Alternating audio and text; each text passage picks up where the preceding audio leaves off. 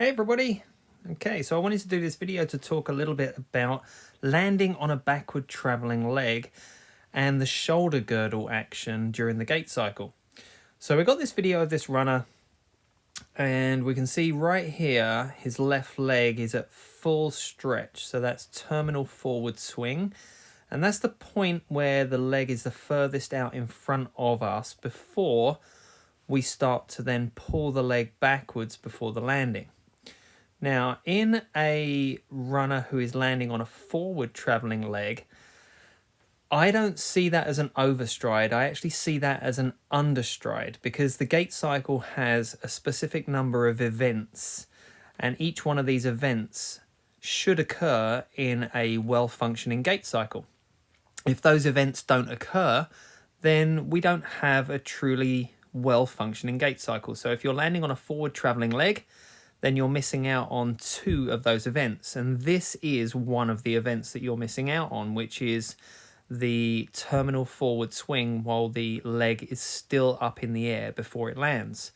Now, if we scroll this through a couple of shots here, we see there is our terminal forward swing, and then it starts to then come back before it hits the ground.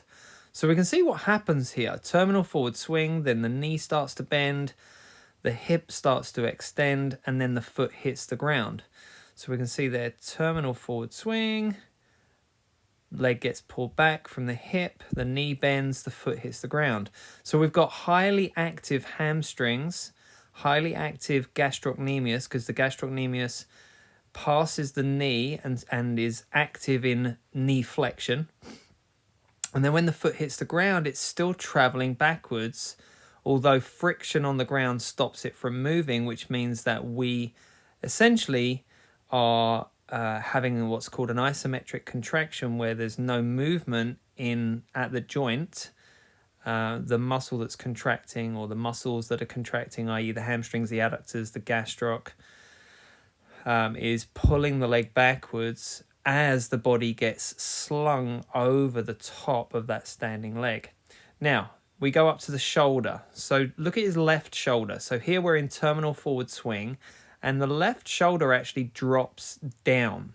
So we get that lateral flexion to the left in the spine, which pulls the runner, the weight of this runner, or the weight of any runner, to the side of the standing leg. Now, we have two legs. Neither one of them are in the middle. So the only way we can balance on one leg is if we actively contract muscles which hold us and create levers, and they pull us to the side of the standing leg. So you can see here, look at that left shoulder. It's up, and then it goes down, and then it goes down some more. So you can see there that the shoulder is actually depressing as the shoulder joint flexes. So the shoulder girdle depresses to the left, so we get spinal flexion to the left, and then the shoulder joint, which is the arm, actually starts to flex forwards as the shoulder depresses down. And then right here at mid stance, we can see how much that knee is bent. Now it's probably about a quarter squat depth, so it's not really going down very deep at all.